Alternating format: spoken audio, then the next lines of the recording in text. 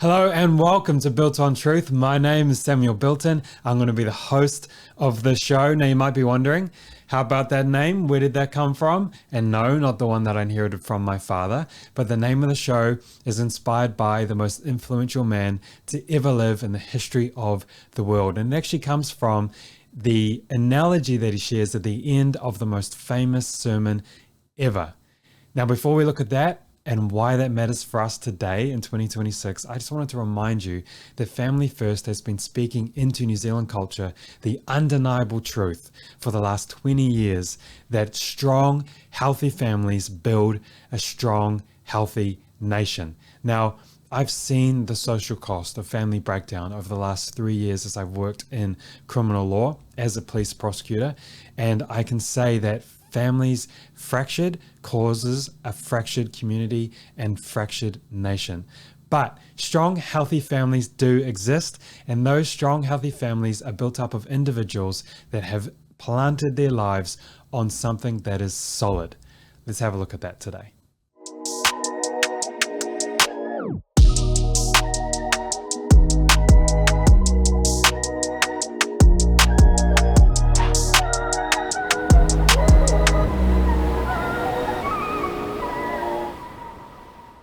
Now, whatever you believe about Jesus of Nazareth, you have to admit that he is the most influential man in the history of the world, and his teachings have led to the healthiest, most thriving communities in all of human history. Now, even if you haven't heard of the Sermon on the Mount, I would assume you've heard of some of the teachings contained within it. For example, treating others the way that you wish to be treated. It teaches about hypocrisy. It teaches about how we should best give to the poor.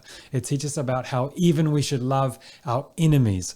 These were foreign ideas and to this day still can be. However, these teachings of Christ have led to the Western world being what it is today, although far from perfect. When we best apply these teachings of Christ, they lead to life. Now, I'm a lawyer, not a builder, but I do know that the foundation of a house is vital for its longevity.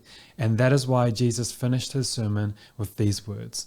He said, "Therefore, everyone who hears these words of mine and puts them into practice is like a wise man who built his house on the rock. The rain came and the streams rose and the winds blew and beat against that house, yet it did not fall because it had its foundation on the rock. But everyone who hears these words of mine and does not put them into practice is like a foolish man who built his house on sand. The rain came, the streams rose, the winds blew, beat against that house, and it fell with a great crash." Now, why does this matter for us today? Well, for a start, it flies in the face at the most fundamental level of what is referred to as postmodernism. And postmodernism is a philosophy that does not believe in objective truth. It doesn't believe in logic. And it's really important that we understand this because this philosophy has ripped through our society and it has given rise to what we refer to as wokeness. Now, it's easy to laugh, maybe mock wokeness because it does lack logic. And so it is easy to tease and it is easy to ridicule, but it has very real consequences. Now, that is because, as I said before, they don't believe in objective truth. If you don't believe in something that is solid, if you don't believe in logic, if you don't believe in truth, then you build your life on sand. And another thing that postmodernism teaches that flies in the face of what Christ teaches in that sermon is it does not believe in the individual. Jesus said that every individual that builds his life on truth will lead to life. However, postmodernism teaches more that you belong to a group. Now, that group could be because of your sexual orientation. It could be because of your gender. It could be because of your race. And once you're in one of those groups are then assigned either oppressor or oppressed. And that is the goal of postmodernism. Now, this matters because there's only two options. You can build your life on sand, or you can build your life on the rock.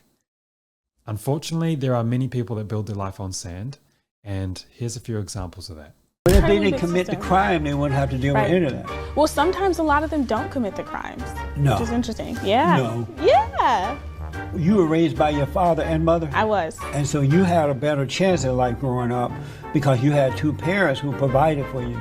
I did, yeah. But isn't that the right and the best way to go rather than all this other stuff? I don't necessarily agree. People can still be just as successful.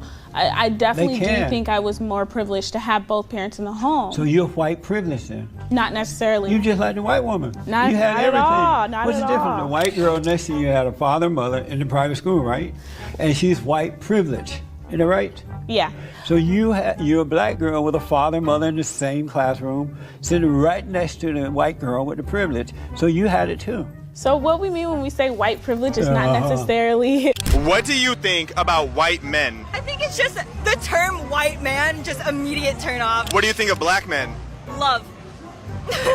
Do you think it's racist to, by default, not like white men? I mean, I don't think so, because I just want to read you this poster that I have because I hear a lot of pro-lifers say that life begins at conception. So my poster reads, "Life begins when you understand living women matter more than potential babies." What is it? What do you mean? If it's a potential baby, what is inside of a woman? It's a fetus? Is it living? No. How can it grow if it's not living? Actually, that's like saying if an acorn is a tree. When does the fetus become living? That's actually a good question, but that line... Yeah, of course, because you don't know it, because it's living. It's living. How about you let her speak? You're fundamentally denying science to validate your opinion. You actively deny science, ma'am. How am I denying? What science did I deny, Darby? Okay, so let's look at some posters over here. But you don't have to be here. I need you to tell me what science. You just made an accusation that I denied science. What science did I deny? That it's a child inside of you. It is a clump of cells when I'm a clump of cells. What makes me different? What would you say to feminists who are in support of trans women being able to access historically women's spaces like female bathrooms and being able to participate in women's sports? Let me ask you a question. What is cheating? What is cheating? Okay. Somebody using their power against the weak. Got it. Is Leah Thomas or William Thomas biologically stronger than the competitors that she was against? I don't know about that specific situation. Won the national title. Yes. Okay. Won After the transition, right? Okay. Is that fair? Yes. So the other women against the man were born with less bone density, lower testosterone levels. What are they supposed to do to make it even? I would not know on that specific situation. Got it. And you're a feminist? I am. Who are you trying to Still protect? true. Women. All women. Well, I wish you well in the coming situation where now as a feminist, you're going to have to live under the tyranny of men who think they're women. You've just seen what happens when logic is thrown into the backseat and feelings are firmly in the driver's seat, and when truth is simply a matter of perspective. And that is what takes place. You have babies stripped of their right to life. You have young men and young women who are chemically castrated. They go under the knife. They have healthy body parts removed. You have men and women grouped into identity politics by their race, by their gender, by their sexual orientation, and therefore guilty by those associations. You hear this term culture war get thrown around, and there is a war going on in our culture, but that is simply because there is a war going on against truth. And there are two options. You can build your life and the lives of your families on something that is solid, something that is true, or you can build your life on sand, and that is so easily washed away. And so that's what we're going to be doing here on this show. We're going to be looking at politics and culture here in New Zealand and internationally, and we're going to learn together to build our lives on something solid.